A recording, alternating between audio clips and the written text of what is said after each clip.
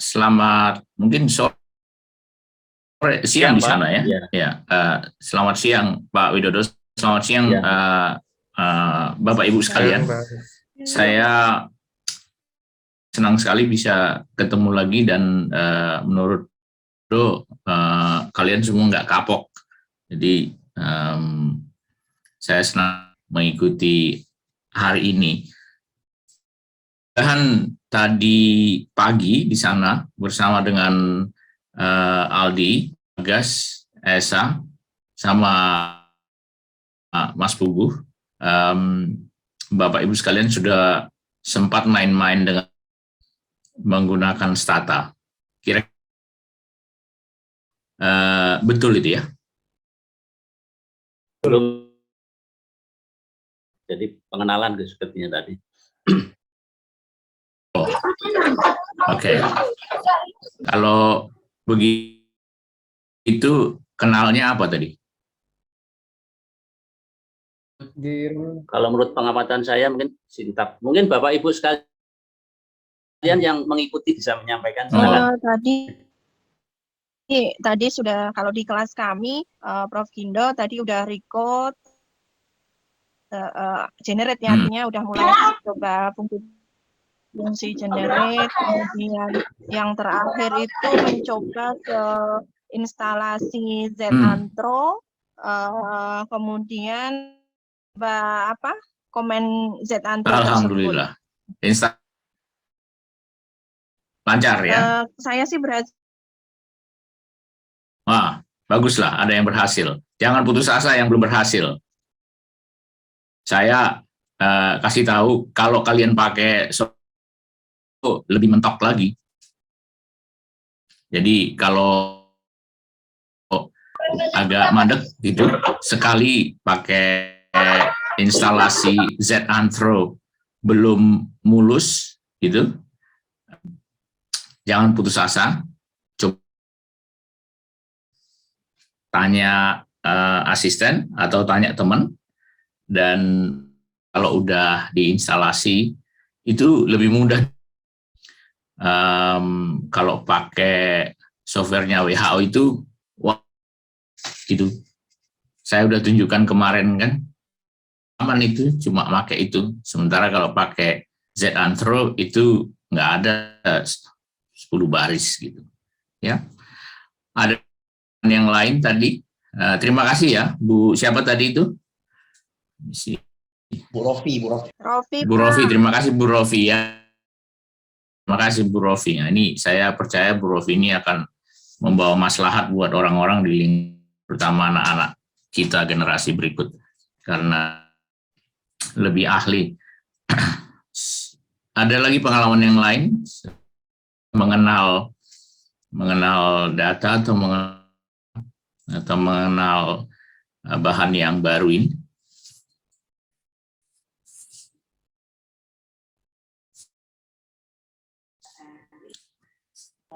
Nggak ada, oke. Saya nggak akan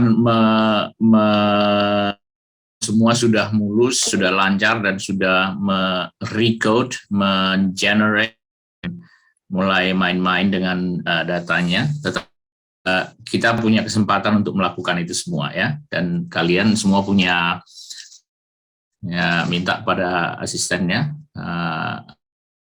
dari Run, pokoknya banyak cara ya, dan kalian semua punya petunjuk gitu, tanya sama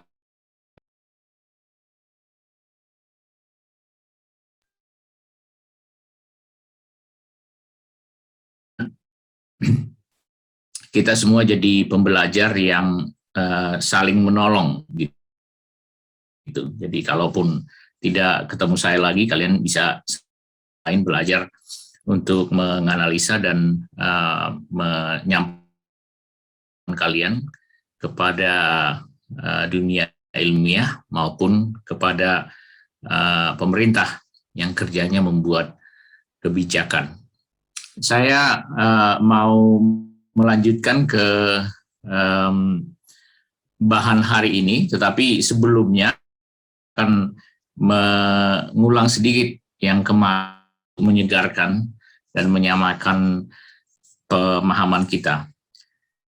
Yang penting buat yang akan menulis makalah ilmiah atau yang akan mempengaruhi atau memberi masukan mengubah kebijakan,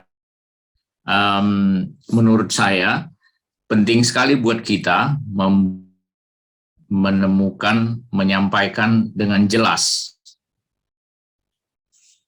Itu saya ingin tekankan lagi dengan menyampaikan pedoman. Kalau di Inggris ada Shakespeare, saya yakin kalian pernah dengar. Dia pernah bilang, brevity is the soul of wit. Maksudnya itu ini. Ringkas itu yang kedengaran pintar.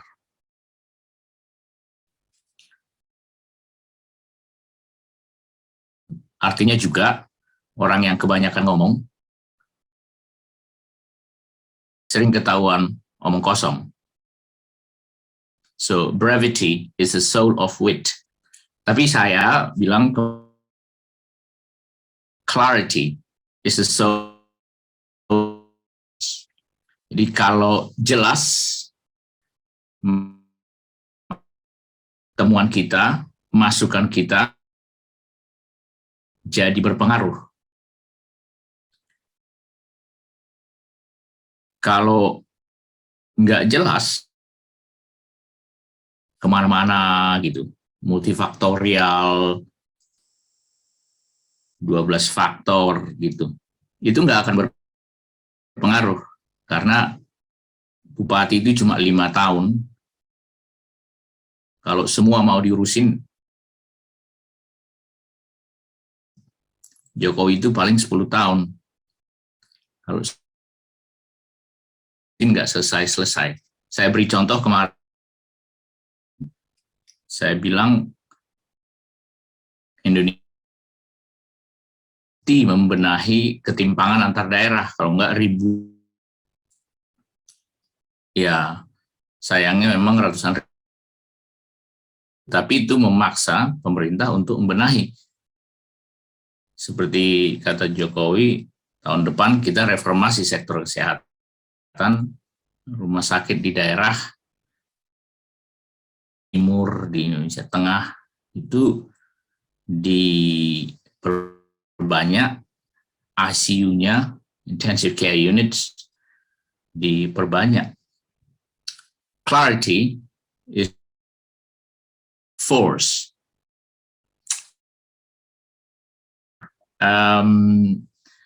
Saya hari ini akan sampaikan sedikit saja mengenai data yang dipakai dan yang banyak dipakai oleh orang untuk meneliti tentang Indonesia. Indonesia Family Life Survey, gelombang 1 sampai 5, yang kalian sudah lihat, sudah kenal, dan main-main.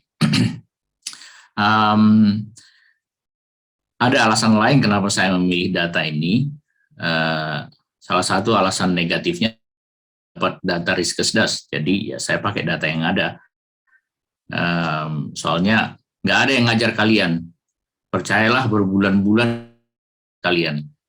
Jadi tapi nggak ada yang ngajar kalian. Jadi saya ngajar, saya bilang iya deh, tapi nggak dapat juga datanya. Ya udah, iya deh, IFLS gitu. Jadi ada 2 alasan setidaknya kenapa pakai IFLS, Indonesia Family Life, karena nggak ada data yang lain macam Riskesdas. Sebagian lagi karena memang ini data yang bagus, banyak dipakai oleh di dunia, dan juga saya pakai. Dan terima kasih. Kalau di mute mic-nya, dan data ini kalian semua bisa lihat kemarin di database-nya pemerintah Amerika itu, di PubMed. ada beberapa makalah yang saya tulis menggunakan data Indonesia Family Life Survey. Dan salah satu dari makalah itu dipakai oleh, setidaknya dikutip oleh mantan Menteri Kesehatan kalian. Karena itu makalah yang pertama di Indonesia menunjukkan prevalensi dari penyakit jantung dan stroke dan kawan-kawannya itu yang terabaikan. Jadi itu orang di Indonesia sadar, pemerintah maksud saya, sadar bahwa di Indonesia itu banyak orang yang berisiko jantung mati karena stroke atau jantung karena angin duduk atau stroke dan lain-lain. Itu karena sejak umur 40, agak berbeda dengan di Amerika atau di Eropa atau di Australia. Di sana sejak umur 60 itu risiko seperti itu. Kalau di Indonesia umur 40 risikonya sudah sebesar itu. Nah itu karena paper itu, bukan karena paper yang lain-lain. Jadi saya akan cerita sedikit mengenai AVLS ini ya. Jadi saya coba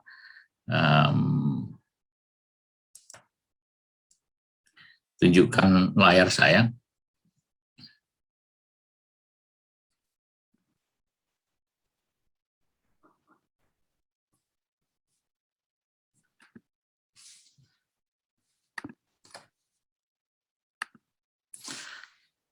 I hope you can all see this screen and the falling autumn leaves. Yes, Pak. Can anyone? Yeah, okay. So I can hear you. Thank you. So what I'm going to do now is to share a little bit about Indonesia Family Life Survey, the data that you are playing with for the next few days or starting this morning. I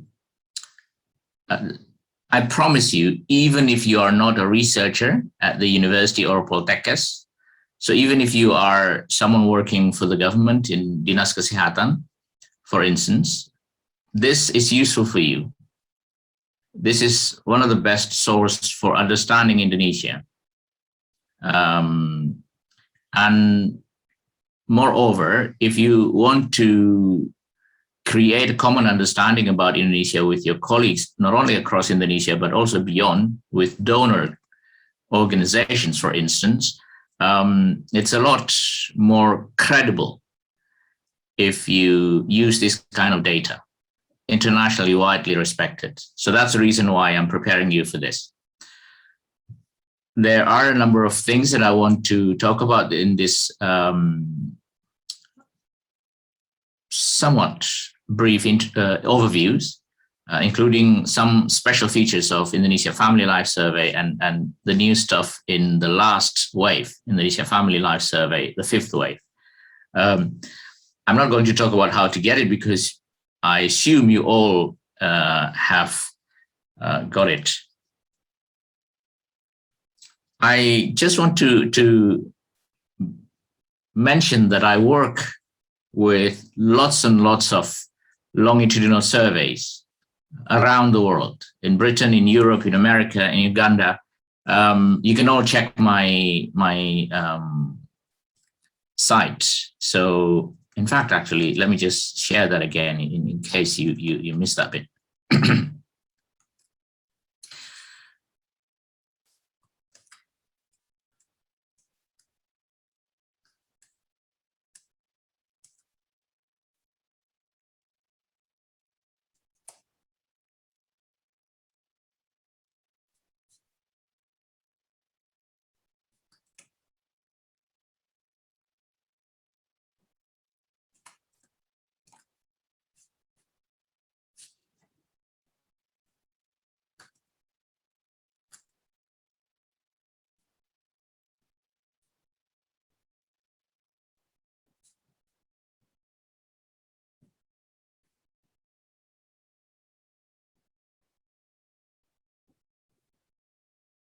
Oke,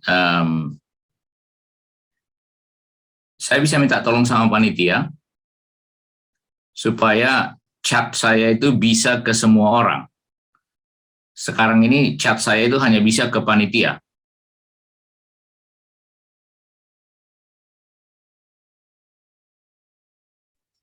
Nggak bisa diganti ya? Oke, kalau gitu saya hanya kasih ke panitia dan panitia tolong kasih ke semua orang ya, supaya saya bisa lanjutkan. Kalau enggak nanti kita berhenti di sini terus. Oke. So let me move on.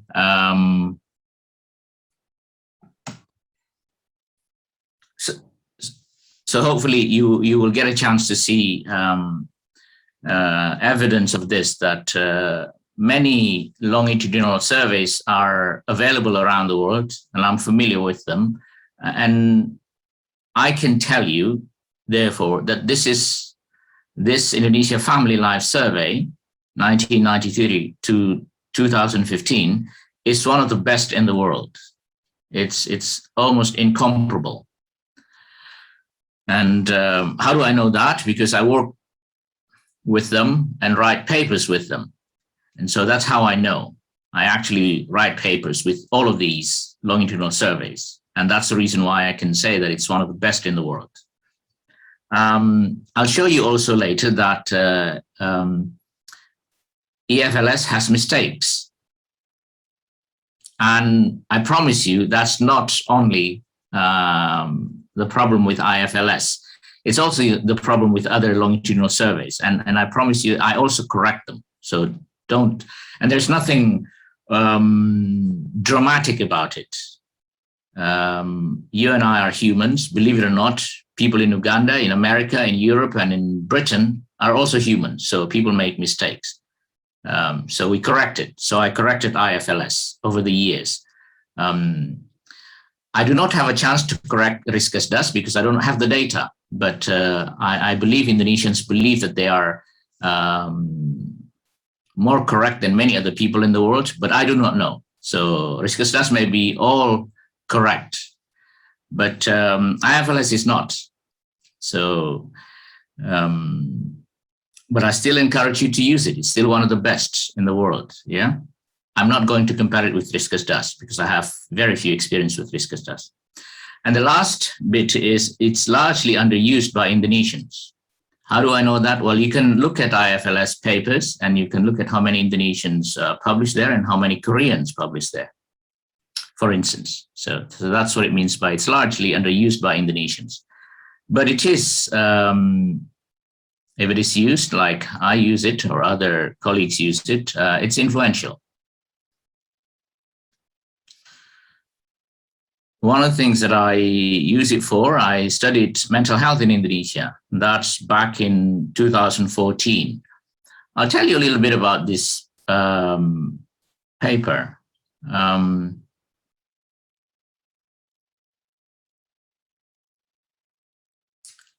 This paper I wrote, I'll tell you, yeah.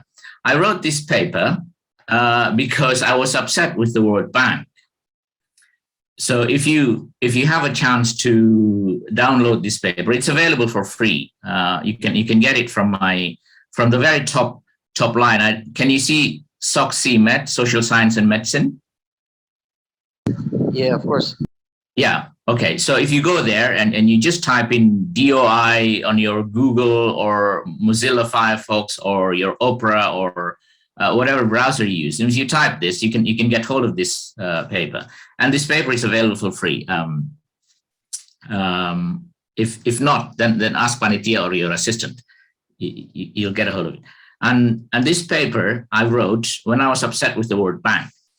The reason I was upset with the World Bank is on the second sentence. You may not know it, but that's what it is. Can you read that?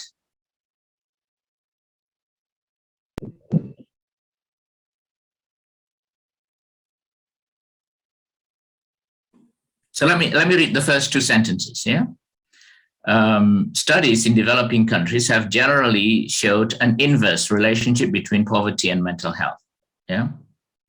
However, recent population-based studies contradict this. So generally, we know that poverty increases mental illness. Yeah, which is quite common, right? Poverty increases mental illness. However, recent studies from the World Bank contradict this. So they say poverty has nothing to do with mental illness, believe it or not. I don't know whether I cannot see your reaction because you all only show, none of you showed your face, so which is not polite. But anyway, So I was upset about it when the World Bank said poverty has nothing to do with mental health.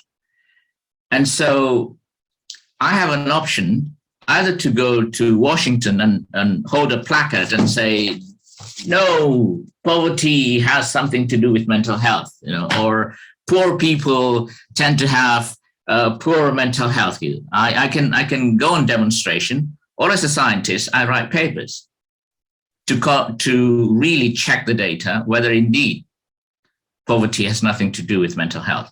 So that's the reason behind this paper, Poverty and Mental Health in Indonesia. And believe it or not, it got published. And not only it got published, it has got invited commentary or discussion, formal commentary or formal discussion. And because of that, of course, I wrote a rejoinder. What it means is this, and I'll say this in Indonesian because not many understand this. Jadi kan di Indonesia itu banyak PhD, betul tidak? Ya. Ya. Dan banyak PhD yang tidak pernah menulis seumur hidup. Betul tidak? Kelihatannya begitu. Tapi sekarang Betul belajar ya? menulis, Prof. Betul ya? Nah, untuk naik jabatan harus menulis, Prof, sekarang, Prof. Menulis di jurnal internasional, maksud saya. Maaf. Mestinya iya. Iya, gitu. Lah iya, wong saya periksa kok, kan saya melatih bukan cuma kalian, saya melatih di mana-mana. Di FKUGM kemarin saya kasih tahu. Jadi banyak PhD di Indonesia, sebagian besar mereka itu tidak pernah menulis di jurnal internasional. Dan kalaupun menulis di jurnal internasional, tidak ada yang baca. Ditungguin sampai 5 tahun, sampai 10 tahun nggak ada citations. Jadi, menjadi PhD udah susah. Menjadi PhD yang menulis di jurnal internasional tentu lebih susah lagi. Menjadi PhD yang menulis di jurnal internasional yang memang dibaca orang lebih susah lagi. Nah, makalah ini begitu terbit langsung dibaca oleh editor, dikutip orang, didiskusikan orang.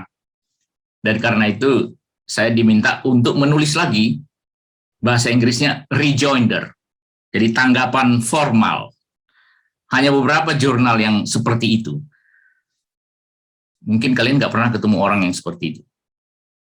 But this is the paper from IFLS, which has got wide citation and widespread respect. It is discussed formally, and I wrote a rejoinder about it. And that's thanks to IFLS, Indonesia Family Life Survey. There's nothing special about it. The data is there. Anyone in Indonesia can and do use it, and you can use it. And I introduce you to it. So you can be as famous as me. Yeah? There's nothing special. You don't need to pay anything. And I gave you the tools. I give you data. You get the experience. You have an assistant to help you to play with it. So there's no secret. There you go. I even give you, if you notice here, it works with CESD, Center for Epidemiologic Study, Depression Scale. So this is a scale that you work with. By the way, you may be, can I just check? Aldi, Esa, Bagas, and Pugu, are they going to get the syntax? Yeah, I already Yes. get. Okay, good. So all of you have already got the syntax, and in that syntax, this is the variable, the one that you see here, SESD. So all my secrets are in your hands. And in fact, that's no secret at all. So you can be as famous as me. In fact, you can be more famous. You just need to work on this. So this is the data, this is the paper. So that's what I'm introducing you to. Indonesia Family Life Survey, all the variables and all the argument. The argument here is that poverty has something to do with mental health. The poor people tend to be worse in mental health. Yeah. So that's one example of a paper based on IFLS. I have already mentioned this at least 5 times in the past 2 days, that another paper that I wrote with using IFLS is Unmet Need for Cardiovascular Care in Indonesia. This is with Asri. The mental health paper was with Wulong. This is with Asri. Asri is unique. She's a doctor. And I'm just telling you stories now, just to motivate you to use IFLS. Asri is a doctor. And many years ago, when I taught at FK UGM, she came to me and she said, Pak Gindo, I want to be your student. So I said to her, no, you can't be. Kenapa, Pak? Di Indonesia, at that time, Pak Muhammad Nuh is the Minister for Education. Maybe you're too young for that, but some of you may remember. And Asri said to me, I want to be a student. And I said, no, you can't. And she said, kenapa, Pak? Ya, karena di Indonesia itu amburadul. Kau nanti kalau jadi mahasiswaku, karena aku bukan di fakultas kedokteran, kau nanti nggak akan bisa jadi profesor. Di Indonesia ada aturan kalau kedokteran mesti pasca sarjana kedokteran supaya nanti bisa jadi profesornya di kedokteran. Di Indonesia ada peraturan aneh kayak begitu dulu. Untung Indonesia sudah bertobat sedikit. Nah, tapi dulu ada itu. Jadi saya bilang sama Asri, no, you can't be my student. But she insisted. So she persevered. So I said, well, come to Manchester. So she wrote this paper. This is one of the most famous papers on cardiovascular care in Indonesia. Again, this uses Indonesia Family Life Survey. The first time outside the rich world, population survey collects blood sample. And from that blood sample, we know certain enzyme and certain proteins. And Asri and I use it to calculate the risk for death from cardiovascular diseases in the next 10 years for Indonesians. And what really surprised us was many Indonesians at the age of 40s are already at moderate and high risk, and they didn't know nothing about it. They were not aware until it's too late. They left widows and orphans. Di suaminya meninggal mati duduk, angin duduk katanya. Jadi banyak janda dan yatim. So unmet need for cardiovascular care in Indonesia. And Nafsiah Mboy waktu itu baca ini. IFLS, of course, is used by many other researchers. The most recent, this is 2021, as you can see at the top line, November 2021. So just come out. Relationship between water and sanitation and maternal health in Indonesia. And this is from a group in Melbourne, Lisa Cameron's group in Melbourne. Yeah. So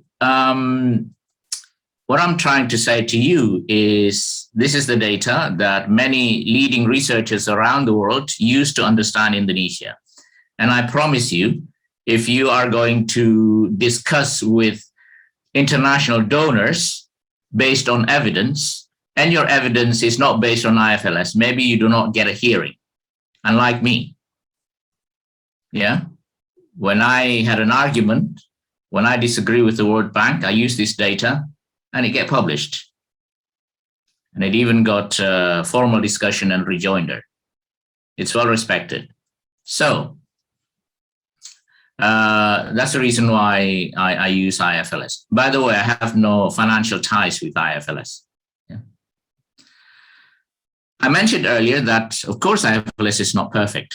So I want to go very, very slowly with this. So at the bottom part, there are 2 parts of this. This is a correspondence I have with IFLS. On the 3rd of November, I said to people at RAN who hold this IFLS, Indonesia Family Life Survey, that there is something wrong with it. Yeah. In English, it's called, I noticed one inconsistency, and so on. And then I detailed it. And kindly, IFLS responded to me and say, again, on the first sentence, thank you for pointing out this error. Ya. Ini ngomong-ngomong, saya kirim surel yang sama ke mitranya IFLS di Indonesia, gitu. Bedanya orang Amerika dengan orang Indonesia adalah kalau orang Amerika itu langsung dalam emailnya itu langsung ngaku salah, bahasa Inggrisnya error. Thank you for pointing out this error, gitu. Lantas mereka perbaiki gitu. Kalau di Indonesia enggak, saya enggak akan tunjukkan emailnya. Susah di Indonesia itu ngaku salah. Jadinya begini, 76 tahun, enggak tahu berapa banyak masih yang malnutrisi. Jadi kalau salah ngaku aja, biar kita perbaiki sama-sama. Kalau bisa kalimat pertamanya, Dear Gindo, thank you for pointing out this error. Nah, jadi kita benerin, gitu. Begitu ya. Next. We focus, or the IFLS focus on family because many life events and economic decisions and health production or health creation or health maintenance, that's where it happens. That's where decisions on those economic health decisions are made. So marriage, union, birth, death, transmission between family members of ability, between mothers and children, transmissions between family members, fathers and children, transmissions on health, transmission of wealth, yeah, happened in families. Okay, so those are the reasons why the focus is on family in IFLS. And I highlight those in red because I've been talking about in the past 2 days, and you have some data extracted on that. By the way, I apologize if you feel bored about this. Why on earth is Gindo talking about IFLS? But I promise you, this is still one of the best resources available if you want to understand what's going on in Indonesia outside WhatsApp. If you want to understand what's going on in Indonesia in the eyes of international donors, whether international donors want to give or not give money, that's not because of what is circulating on WhatsApp, but because what's going on evidence of international widely respected surveys like the IFLS. Yeah. I'm not surprised if the World Bank yesterday said the costs of malnutrition is 2 to 3%, and that's not based on WhatsApp, social media. No, that's based on something like Indonesian Family Life Survey or Susanas, Social Economic Survey Nasional, or Riskesdas. So this is the reason why I give this overview. Okay, and also household surveys or family surveys are required to test household models. This is more relevant for you who work in universities, less relevant for you who work in Dinas Kesehatan, but be patient with me. Early efforts on IFLS focus on collecting socio-demographic characteristics of mothers, so related to fertility, education, income, and health. I cannot overemphasize this. I showed you yesterday the costs of malnutrition in terms of gross domestic products. I showed you yesterday, the World Bank did the same. It can only be done with something like IFLS, like I demonstrated yesterday, that it cost Indonesia 1.43% of its GDP, or hundreds and thousands of hospital beds and ICU beds throughout the archipelago.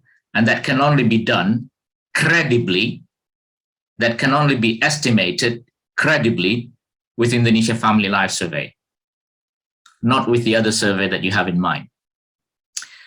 It is closely mimicked with the World Bank's Living Standard Measurement Survey, which adds another comparability. Okay. And it is neat because the surveys capture two very important transitions. One is epidemiologic transitions, and the other one is demographic transitions. Let me just stop here, just to make sure that you understand this. Bapak Ibu semua mengerti atau pernah mendengar transisi epidemiologi dan transisi kependudukan?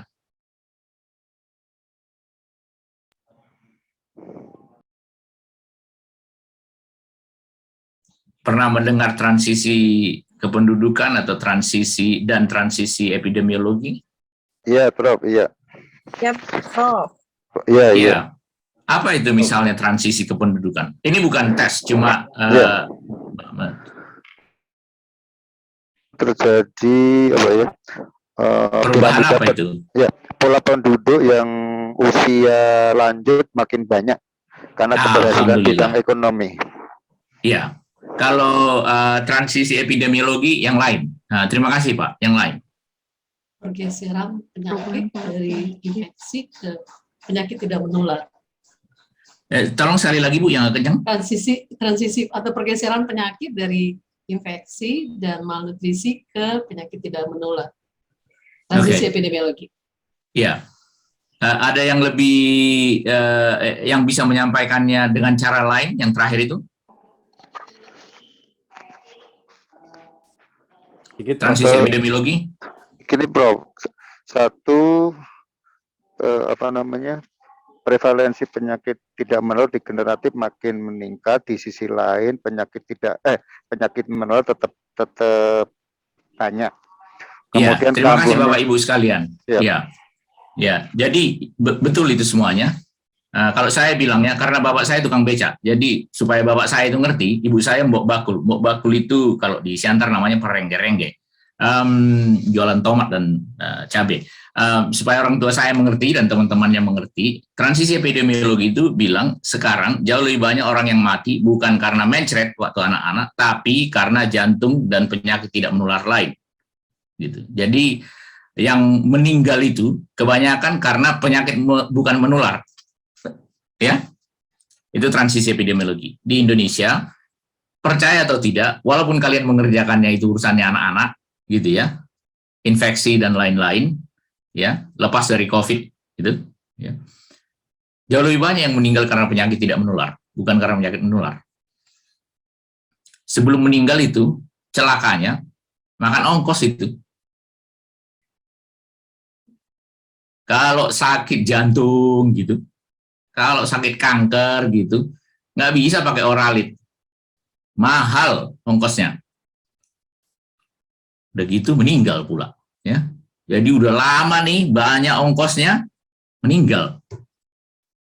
Nah, kalau penyakit menular itu cepat. Ongkosnya nggak banyak, meninggal ya nasib gitu. Tapi kalau penyakit menular itu sebelum meninggal, ongkosnya banyak dulu. Dukanya banyak, susahnya banyak. Gitu. Jadi transisi ke arah yang macam itu. Nah, itu yang terjadi di Indonesia.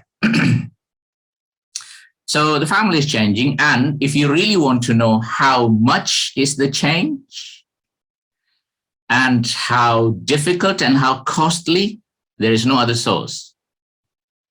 I showed you my paper about unmet need for cardiovascular care in Indonesia. That's the first time Indonesia realized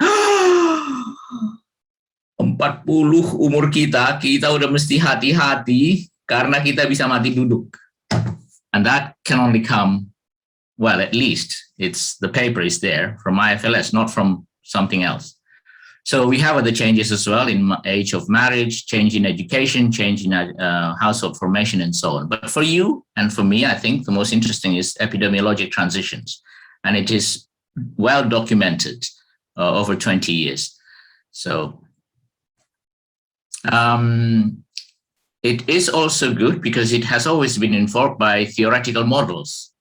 I'm not going to go into the details of this, but if you want to know, read my papers. There is some theoretical models in there. There's a lot of mathematics in some of my papers. That's what I mean by theoretical models, but I'm not going to show you here. If you want, read them. This also relates to the last point I mentioned yesterday, that longitudinal studies like the Indonesia Family Life Surveys, which follows people over 20 years, help unpick reverse causation. So we can more credibly say that this leads to that because this happens 15 years before that, and therefore more credible to say this causes that. That's what it means by help unpick reverse causation. You cannot say that this actually caused that because this happens 15 years after that. So there is a temporal order that prevents you from making a mistake. So it adds credibility to your causal claims because something happens 15 years earlier, 7 years earlier, 22 years earlier. On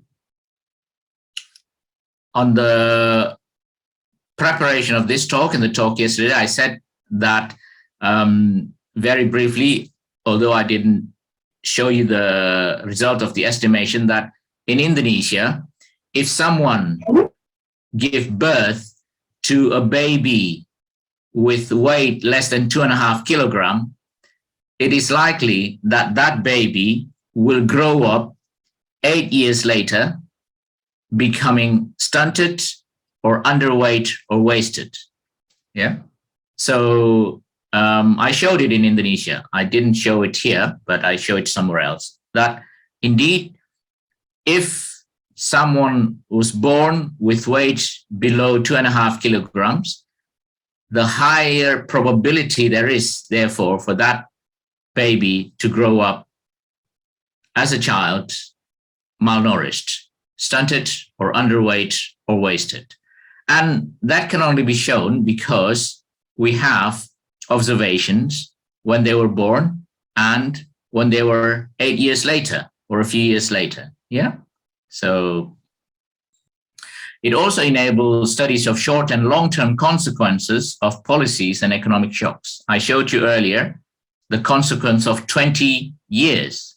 So when they were 5 to 10 years and when they were 25 to 30 years. So long-term consequences. And there's no other sources in Indonesia for that. Yeah. It is still ongoing. My understanding, it is still an ongoing longitudinal household survey in Indonesia. So more data will come. Here is the most important point of this whole overview. If you are a researcher, your investment is likely to pay off. But if you see yourself one day to become a bupati, or you see one day yourself to become a caleg, then there's no point of you working with Indonesia Family Life Survey. Invest your time and money somewhere else. But if you see yourself a researcher widely respected outside Indonesia, not in Indonesia only, outside Indonesia, then work with IFLS. And I promise you, if you publish something and somebody cited your paper, the feeling is different. It's incomparable. Yeah. At base, IFLS is representative. At base, it represents about 83% of Indonesian population. I'll say a little bit more about it, actually. Although I've been saying IFLS is very good, one of its major flaws is that it leaves out the poorest of Indonesians. So whatever picture IFLS is giving you, the real life in Indonesia is actually worse. Yeah, because IFLS left out about 17% of the poorest in Indonesia. But hey, life is like that. We cannot solve all the problem in one go. And IFLS is a multi-level, has multi-level structure, namely individual in households, and households in turn is in communities. You may have seen this before. I mentioned it at least once, I think. The base is 1993, and there were subsequent follow-ups, and the latest is 2014, 2015. And this is the longest survey outside the rich countries. And I worked with even longer surveys, 50 years survey. For those of you who want to read this, it's Tampu Bolon 2015, the long arm of childhood conditions in Great Britain. But that's if you have insomnia. If you cannot sleep at night, then you can read that. But outside the rich countries, Indonesia Family Life Survey is the longest survey. In other words, the richest. That's the point I was making earlier, that if you are a researcher, if you see yourself 3 years, 5 years down the road, still a researcher, a more respected researcher, then working with IFLS is an investment that likely to pay off. But if you see yourself to become a bupati or caleg, then don't waste your time working with IFLS, because it's hard work. The last wave, IFLS 5, is multi-topic, and it has some,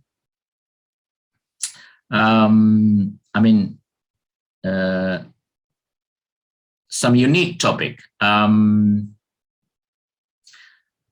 Risk preference, time preference, whether people want to make decisions that give them instant gratification or delayed gratification. That's what it means by time preference.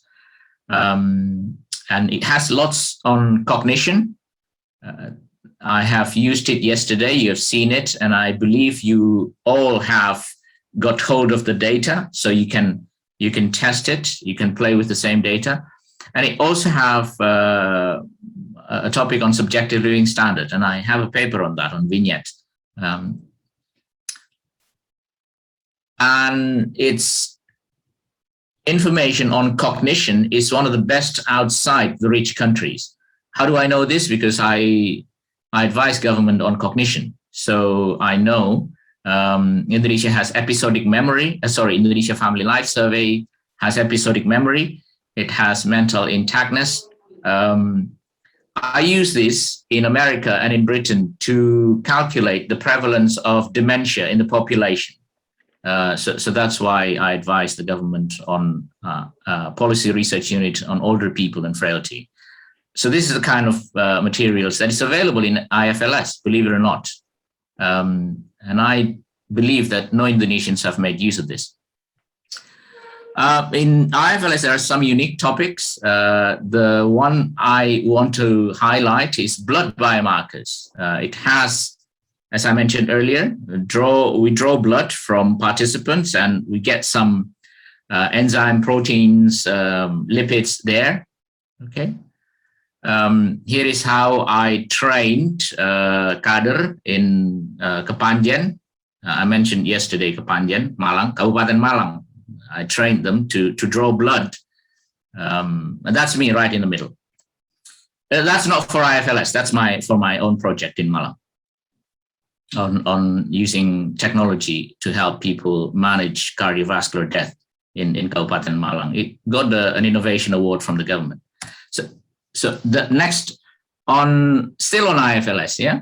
I mentioned this, that I use it to study mental health in Indonesia, contributing to a debate I had with the World Bank.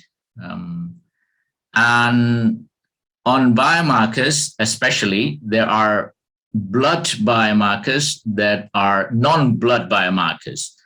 For instance, the non-blood biomarkers are grip strength with dynamometer, yeah, lung capacity, yeah, forced expiratory volume in 1 second. I wrote a paper on that, but not using IFLS. But that's a typical measure of health, lung function. So cognitive functions, I use episodic memory. Lung function, I use forced expiratory volume in 1 second. Grip strength, I use dynamometer.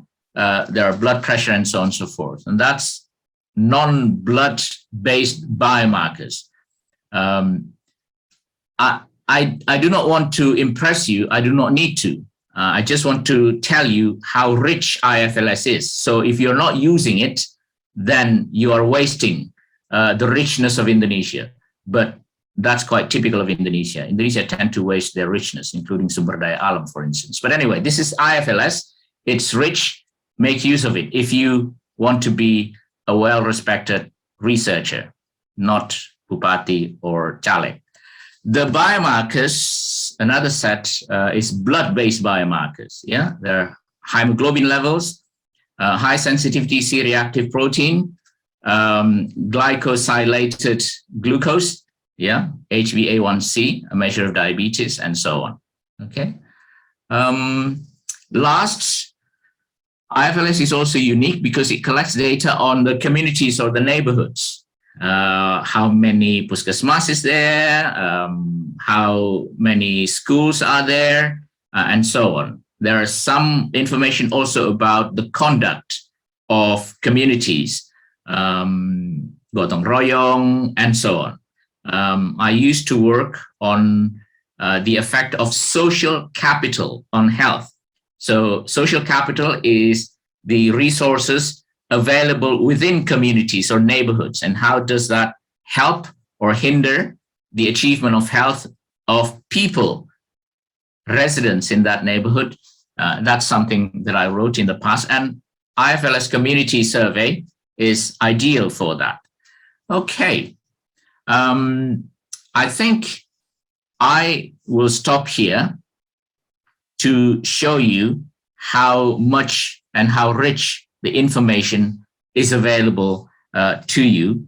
If you want to study it, write about it, research it, and help government or those who make policy in Indonesia. Thank you. Ada pertanyaan? Ada komentar?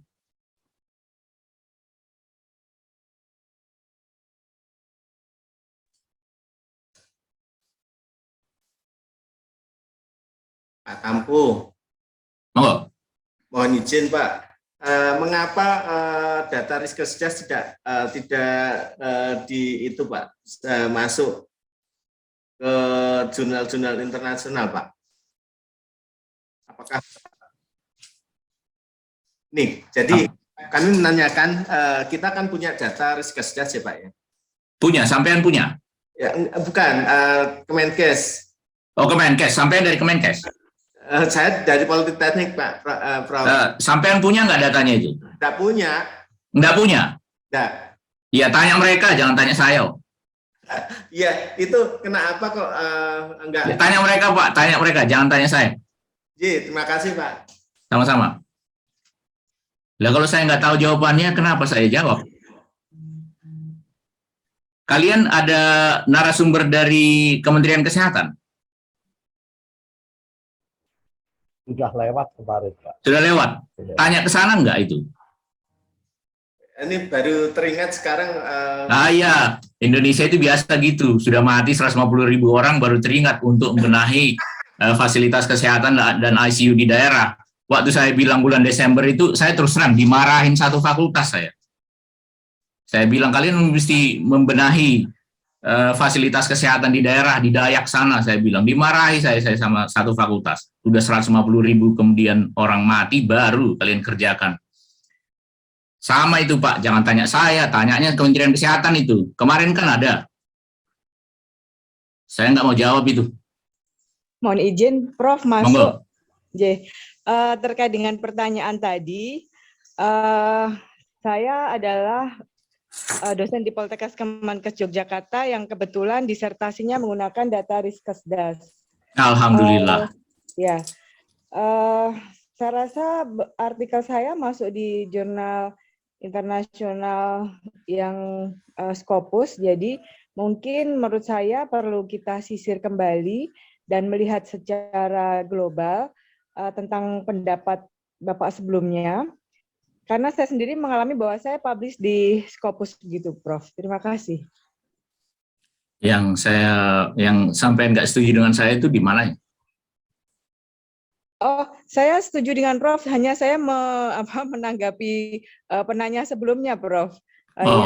Yang tadi berpendapat bahwa mengapa Riskesdas itu tidak tembus di jurnal internasional. Maksud saya itu, Prof. Oh gitu. Oh, ini caranya orang Jogja. Udah saya taruhan setengah dari pendengar ini tetap aja nggak ngerti itu, bahwa sampean agak berbeda pendapat dengan saya. Jadi saya kira nggak salah saya nanggapin ini, mengerti ini, yaitu sampean ingin mengatakan bahwa walaupun saya menekankan IFLS itu banyak dipakai di jurnal internasional, Riskesdas itu juga banyak dipakai di jurnal internasional. Kira-kira gitu, benar nggak? Betul nggak? Iya. Tapi saya taruhan saya tadi itu setengah dari penduduk sini ini nggak ngerti bahwa itu yang sampean maksud. Jadi sehari kemarin itu saya bilang clarity is the soul of force. Karena nggak jelas gitu, setengah itu nggak ngerti itu. Nah, baru saya tanggapi sekarang ya. Betul bahwa Riskesdas itu banyak dipakai. Saya nggak bilang Riskesdas itu nggak banyak dipakai. Saya bilang IFLS itu jauh lebih banyak dipakai dan jauh lebih dipakai oleh menteri.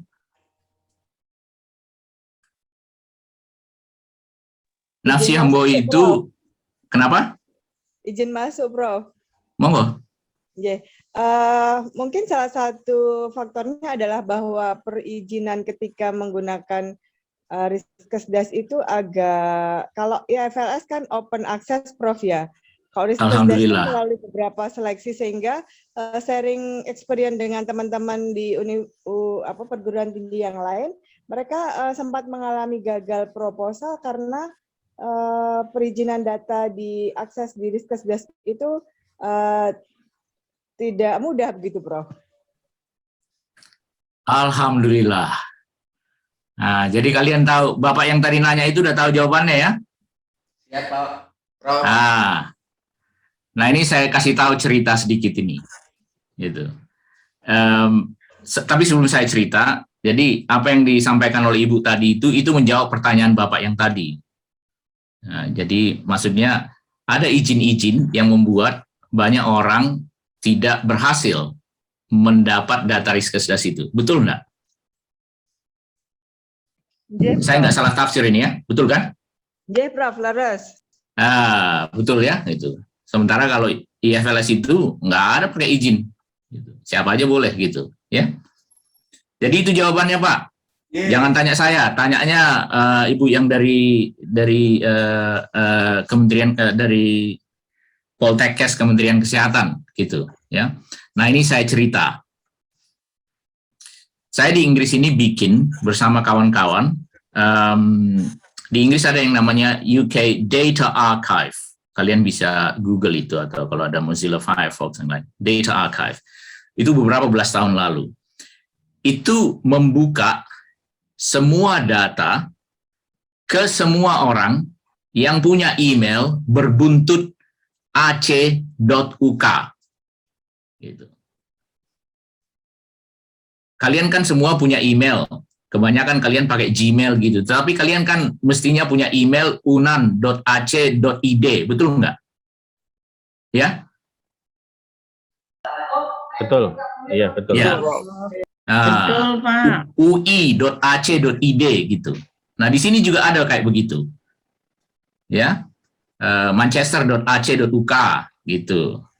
ucl.ac.uk gitu. Nah, saya itu ikut bersama-sama dengan kawan-kawan dulu bikin yang namanya Data Archive. Semua data survei, semua data itu ditaruh di situ, sehingga semua orang yang punya email berbuntut ACUK boleh mendapatkan data itu 2 menit saja. Tidak perlu proposal. Tidak peduli apa dia pakai jilbab atau tidak. Tidak peduli dia laki-laki atau perempuan atau tidak. Tidak peduli dia pakai profesor atau cleaner apa tidak. Asal dia punya email yang berbuntut ACUK, boleh dapat data itu. 2 menit. Tadi saya sudah sebut Asri Maharani. Betul ya? Dengar tadi? Ya, ya. benar, Prof. Nah, dia itu kan sekolah akhirnya ke tempat saya. Dan kalian sudah lihat saya tunjukkan makalahnya itu, Unmet Need for Cardiovascular Care in Indonesia. Itu tentang Indonesia, toh?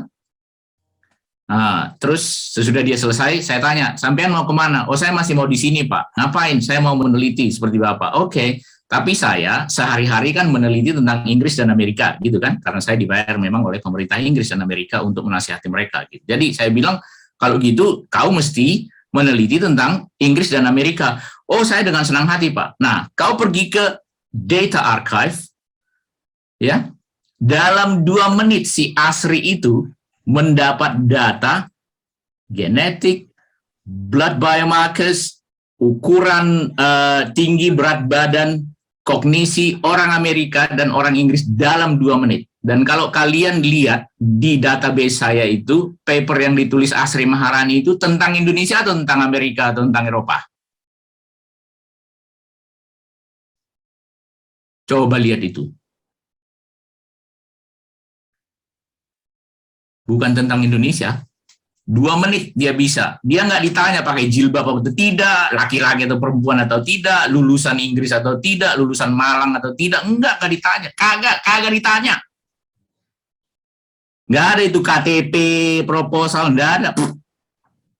Sehingga yang untung itu Indonesia atau Inggrisnya? Menurut kalian, kalau Asri meneliti tentang Inggris? Inggris. Alhamdulillah. Inggris. Jadi pemerintah Inggris itu kalau bikin kebijakan, dia dapat gratis masukan dari orang Malang yang dilatih sama orang Batak. Yang untung orang apa? Betul. Ntar dulu, Inggris. untung orang apa? Inggris. Bukan orang betul, orang Inggris. Kalian ini, makanya saya nggak jawab pertanyaanmu tadi, Pak. Tanya itu sama orang lain, orang Kementerian Kesehatan. Jangan tanya saya. Kalau mau maju. Tanya orang lain, jangan tanya saya kalau mau maju. Kalau mau maju lebih cepat, baru tanya saya. Ada pertanyaan lain? Prof, Ya. maaf tanya tadi Prof menyebut tentang software yang tentang antro, satu kata antro tadi yang konon lebih ringkas.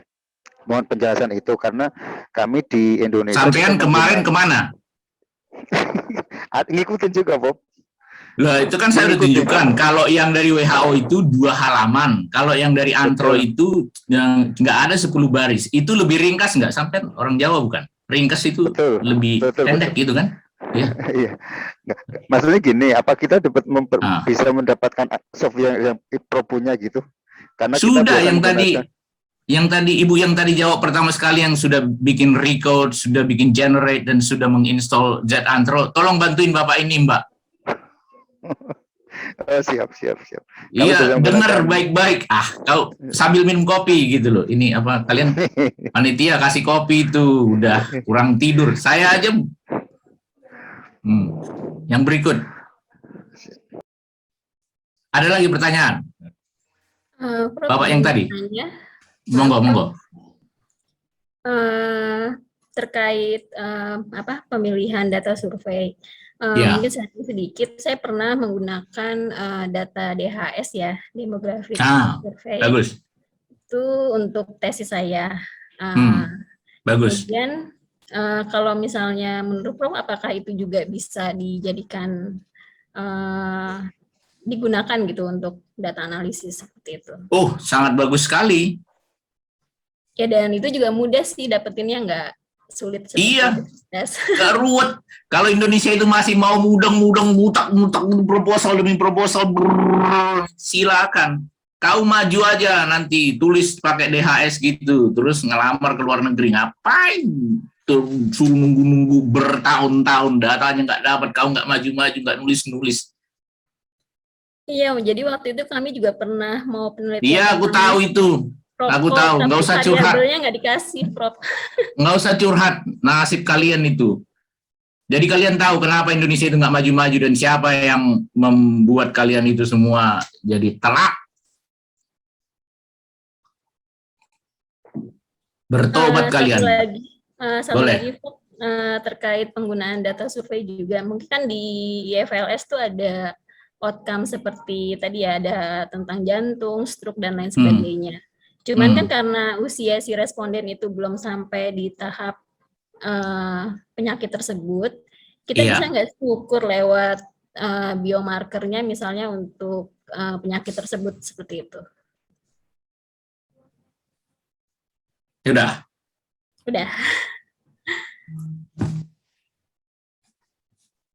Ada yang lain? Tahu jawabannya kan? Iya, Prof. Sip. Ada yang lain?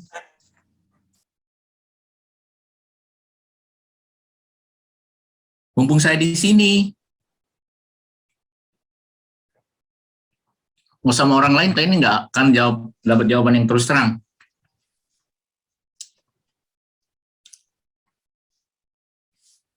Oh, Gindo. Ya. Ikutan curhat. Boleh. Enggak sih. Sebenarnya saya sempat mensitasi tulisan Prof. Gindo yang Poverty and Mental Health. Kebetulan saya ada tulisan juga, cuman kemarin sih kayaknya agak lupa itu analisisnya Prof. Gindo itu apakah kemarin menggunakan data longitudinalnya juga ya Prof-nya atau cross-sectional ya? Enggak. Jadi itu baru pertama kali SESD dipakai di luar negara kaya. Jadi saya senang sekali itu. Jadi IFLS itu maju banget itu. Gini ya, saya nggak dibayar IFLS sama sekali. Tapi saya mengerjakan survei di seluruh penjuru dunia.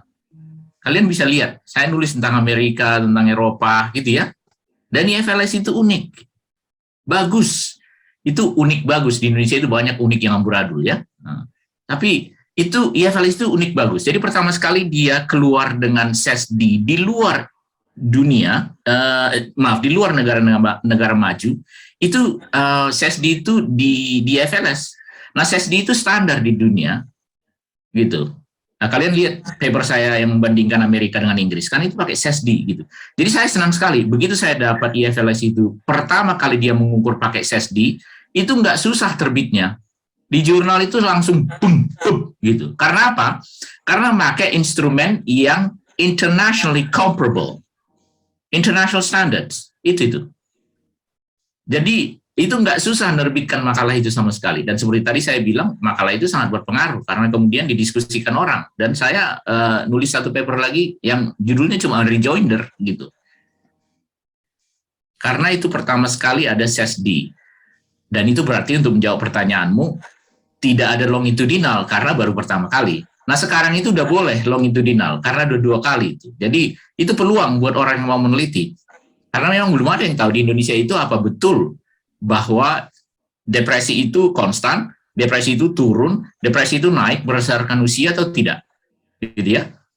Nah di Indonesia itu pertama kali baru bisa karena ada 2 kali ukurannya. Idealnya nanti yang ketiga datang, gitu ya. Nah yang lain juga saya sekali lagi bilang makalah yang tadi saya bilang unmet need for cardiovascular care itu juga karena IFLS itu unik. Pertama sekali IFLS itu yang di dunia, di luar negara maju, mengumpulkan blood biomarkers yang namanya high sensitivity C-reactive protein. Saya pakai itu C-reactive protein, gitu. High sensitivity C-reactive protein. Itu ukuran dari inflamasi yang kebablasan, gitu. Itu saya pakai waktu itu mau menasihati Kementerian Kesehatan mengantisipasi kematian dari COVID. Karena kalau kalian tahu, dari Maret saya udah bilang ke Kementerian bahwa akan banyak orang Indonesia yang meninggal karena di Indonesia itu banyak sekali orang yang menderita jantung, darah tinggi, dan lain-lain, tapi tidak sadar. Dan salah satu ukurannya itu adalah high sensitivity C-reactive protein yang saya punya dari IFLS 4 dan 5. Saya udah bilang itu. Ya. Nah, balik lagi. IFLS 4 tadi itu yang pertama di luar negara kaya yang mengumpulkan high sensitivity C-reactive protein. Itu sebabnya makalah itu juga gampang tembus karena high sensitivity C-reactive protein itu ukuran standar untuk inflamasi yang kebablasan di dunia. Ada makalah saya yang lain menggunakan itu di Amerika, ya, di Alzheimer and dementia. Nah, itu mempengaruhi daya pikir juga, dementia. Nah, itu cerita lain. Jadi poinnya adalah kalau menjawab pertanyaan tadi, tidak bisa dilakukan longitudinal karena memang baru pertama kali dikumpulkan itu pada IFLS 4, tetapi itu pun sudah sumber kekayaan yang luar biasa karena di luar negara maju, Indonesia pertama sekali yang mengumpulkan itu. Cina aja nggak mengumpulkan itu, India aja tidak mengumpulkan itu, Meksiko pun tidak mengumpulkan itu, nggak ada. Tapi orang Indonesia nggak pakai, ya memang itu khas Indonesia. Prof, Ya. mungkin menyambung sedikit ya Prof ya, terkait kemarin kan kita sudah diskusi dan Prof menyampaikan memang lebih menarik data longitudinal dibandingkan dengan data analisis cross-seksional gitu ya Prof ya. Makanya tadi saya coba menanyakan yang poverty and mental health, dan kebetulan memang itu data pertama ya Prof ya untuk mental health di IFLS. Nah, ini sekedar ini aja sharing Prof. Kebetulan kami bersama teman peneliti dari Litbangkes menyambung masalah Riskesdas tadi Prof. Kami sedang mencoba publish untuk satu topik terkait mental health and NCD, dan itu kami menyebutkan salah satu calon reviewer yang kami referensikan itu adalah Prof. Gindo sebenarnya. Jangan, saya udah sibuk. Yang lain aja. Itu sudah 2 bulan yang lalu, Prof. Sebelum ada acara ini, kami kan searching yang masalah mental health. Ternyata memang Prof. Gindo. Nah, sampai sekarang sih status kami masih in review. Saya nggak tahu apakah memang Prof. Gindo berkesempatan atau tidak. Untuk masalah data Riskesdas itu tadi, ya. Ya, semoga kalian semua nulis sebanyak-banyaknya dan dikondang di seluruh dunia, karena sumber data di Indonesia itu banyak dan kaya raya. Dan seperti saya bilang kemarin, sumber data di Indonesia itu karena sampelnya besar-besar pasti temuannya signifikan. Itulah kira-kira. Jadi dan kalau soal review dan editor kan semuanya itu kan anonim ya, jadi saya nggak bisa ngomong gitu.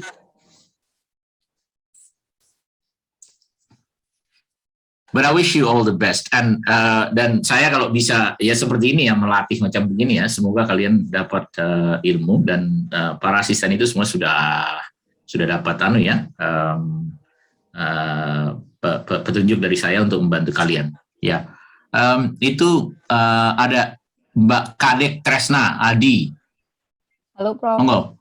Ya, maaf saya bukan bertanya ya Prof, tapi saya tertarik sekali dari kemarin dengan paparan dari Prof. Tapi ini terkait IFLS, kebetulan saya punya mahasiswa bimbingan, ini sudah selesai, sudah wisuda, sudah tamat gitu, tapi baru kemarin artikelnya disubmit ke Nutrition and Food Science, ya, baru di accepted ya. Ini mahasiswa saya, ya, mahasiswa saya memakai data IFLS yang kelima. Ya. Tapi 2 kali sudah ditolak. Yeah. 2 kali ditolak, tapi yang terakhir baru di accepted. Nah, kebetulan ini sebenarnya pada saat mahasiswa saya memilih data ini saya agak gimana ya, karena datanya tahunnya lama ya. Tapi setelah dia menganalisis, keluarnya bagus, malah masih update sampai sekarang. Itu yang paling saya Alhamdulillah. Terkait data yang dihasilkan dari IFLS ini, kenapa masih sekarang juga masih ada di Indonesia seperti ini juga gambarannya. Padahal itu 2014 ya yang IFLS 5. Itu ya Prof. Jadi tapi dengan 2 kali rejected dari 2 jurnal Scopus, itu lumayan mahasiswa saya tidak pantang menyerah juga ya. Jadi kembali submit ke Nutrition and Food Science, akhirnya accepted sekarang dalam proses publikasi. Cuma masalahnya tidak ada dana, jadi tidak open source Prof. Itu aja sih sayangnya gitu ya. Betul. Well, congratulations to you and to your student, because obviously you trained them, yeah. So saya ngerti perasaanmu. Kami ini maaf, ada yang nanti yang mau gabung nanti aja ya. Nah, kami ini sebagai pembimbing tidak ada yang lebih membanggakan daripada melihat bahwa mahasiswa kami itu meneruskan kebiasaan kami jadi ilmuwan, menulis, menasehati, memberi masukan. Nggak ada lagi yang lebih. Kalau soal nulis itu kami kan sudah nulis banyak gitu. Jadi kami senangnya itu melihat kalian yang nulis-nulis itu semua. Menggantikan saya. Kalau saya mati, Indonesia ini tetap maju dengan ilmu karena kalian semua menulis. Itu yang membanggakan. So congratulations to you and to your student. Dan bilangin, saya juga masih ditolak, biarpun udah botak begini. Jadi jangan, kebetulan saya jadi koresponden autornya, jadi memang pengalaman ditolak, cuma karena mahasiswa semangat, jadi saya semangat juga jadinya, Prof. Iya. Nah, percayalah, saya juga masih ditolak. Jadi jangan, memang itu nasib kita. Memang ini saya cerita sedikit ya, ini kan bagian cerita-cerita. Sebentar lagi kita akan istirahat semua kawan-kawan, percayalah. Habis ini satu pertanyaan terakhir ya, tapi ini saya cerita dulu. Saya membimbing mahasiswa dan kalau sudah mau di ujung saya cerita ada political scientist yang sangat termasyhur dari UCLA, Aronovich, dan dia waktu sekolah PhD satu ketika masuk ke ruang bimbingan kantor pembimbingnya. Jadi waktu itu, ini zaman dulu benar ini, buat orang-orang yang generasi milenial dan sesudahnya, atau bahkan sebelum milenial, mungkin nggak bisa kebayang ini. Tapi zaman dulu kita itu pakai surat. Dan review itu datangnya di amplop. Ya, di amplop gitu, dalam amplop gitu. Nah, jadi, datang review itu 3 biji dalam satu amplop. Pembimbingnya Aronovich ini ngambil satu review itu, lantas dia buang ke tong sampah. Aronovich itu kaget gitu. Pak, nggak dibaca dulu katanya. Nah, sama pembimbingnya dibilang, 1 out of 3 reviewers is an idiot. Jadi, saya cerita itu hanya kepada mahasiswa PhD saya yang sudah mau tamat. Maksud saya adalah, kadang-kadang memang ada reviewer itu yang sok tahu. Jadi, jangan patah hati kalau ditolak. Dan coba aja lagi, saya pun sampai sekarang masih ditolak. Gitu. Tapi jangan langsung menghapus review dari reviewer. Itu kalau sudah mumpuni baru boleh kayak begitu. Itu cerita tadi itu hanya intermezzo. Baik, ada pertanyaan terakhir sebelum kita istirahat?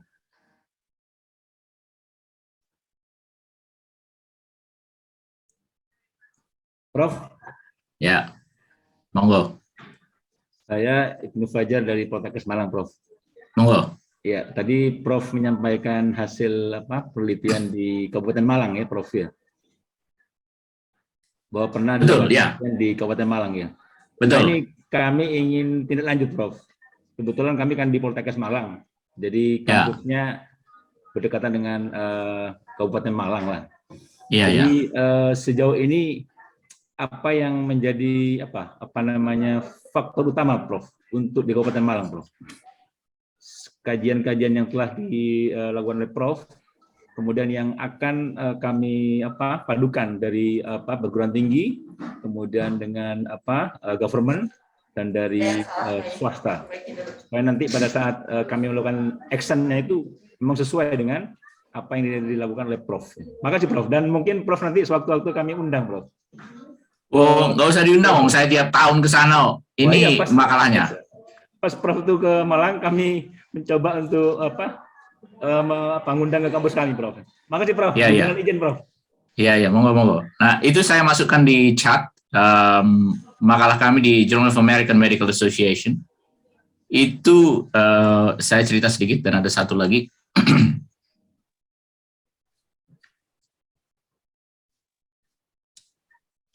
Buat yang lain-lain, sabar ya, sebentar ya.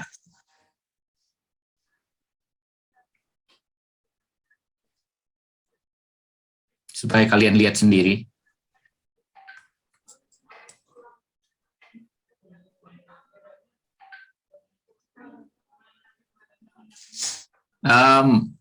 Pak Panitia, Ibu Panitia, halo. Panitia yang terhormat, Juragan. Oke Pak, siap.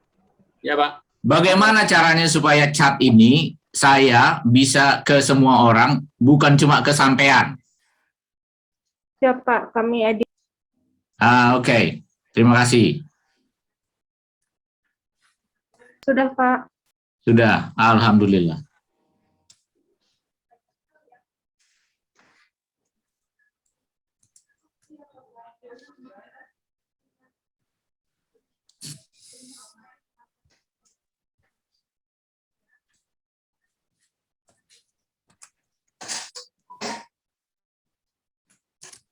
Oke, kawan-kawan semua bisa lihat ada 2 makalah di situ.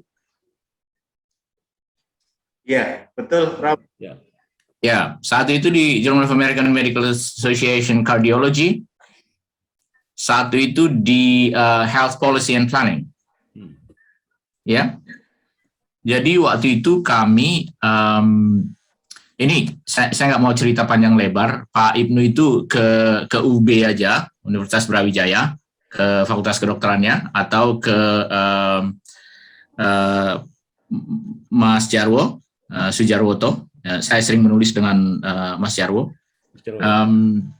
Tapi Mas Jarwo itu di administrasi, ya. Oh ya, ini saya cerita yang memilukan di Indonesia. Jadi kan saya banyak menulis mengenai kesehatan ini, walaupun saya bukan dokter, gitu. Nah itu kalau di Indonesia itu dianggap remeh biasa, gitu, karena bukan dokter, gitu. Nah jadi saya ngajak itu Mas Jarwo juga bukan kedokteran itu. Jadi tapi dengan administrasi, karena saya melihat begini, sama seperti di Inggris ini, kita sadar untuk menyelesaikan masalah HIV misalnya, nggak cukup bergantung pada dokter saja. Untuk menyelesaikan masalah perubahan iklim, climate change, global warming, nggak cukup hanya dengan orang geofisika saja. Banyak yang mesti diajak bersama. Soal-soal kesehatan di Indonesia itu nggak cukup diselesaikan para dokter saja. Lihat aja COVID itu, ya. Jadi saya dari dulu memang selalu mengajak yang dari luar kedokteran juga ikut, gitu. Jadi nanti kalau ke UB, Universitas Brawijaya, Pak Ibnu itu ketemunya sama Pak Jarwo, selain sama orang kedokteran, gitu ya, Bu Andarini. Nah, tapi makalahnya itu di situ kami membuat intervensi menggunakan mobile apps di tangan para kader yang kami latih untuk menggunakan bukan hanya glukometer, tapi juga apps itu, ya, yang saya tunjukkan gambarnya tadi, sehingga kita bisa tahu langsung risiko kematian dari penduduk kalau jantung stroke, ya, risiko jantung atau stroke untuk penduduk, dan kita buat sesederhana mungkin dengan lampu lalu lintas. Jadi biasa merah, kuning, hijau gitu, langsung sesudah kita ukur glukosnya, tingginya, beratnya, dan kita masukkan ke apps-nya, itu langsung dia nanti ngeluarin warna merah, warna kuning, warna hijau gitu. Dan itu memang mengurangi risiko kematian karena jantung dan stroke dalam randomized trial. Dan juga setelah kita hitung-hitung, makalah yang kedua menunjukkan dia cost effective memang. Walaupun harus dikasih statin, amlodipin, dan lain-lain gitu, ya. Karena orang hidupnya jadi lebih lama, orang produktif tetap tanpa harus mati lebih mudah. Karena kita ada intervensi smart health itu. Detailnya bisa lihat di makalah-makalah itu. Itu cuma 2 dari makalah, ada beberapa makalah lain sekitar itu. Begitu ya. Nanti kalau saya ke sana, saya bilangin sama Mas Ibnu. Saya biasanya di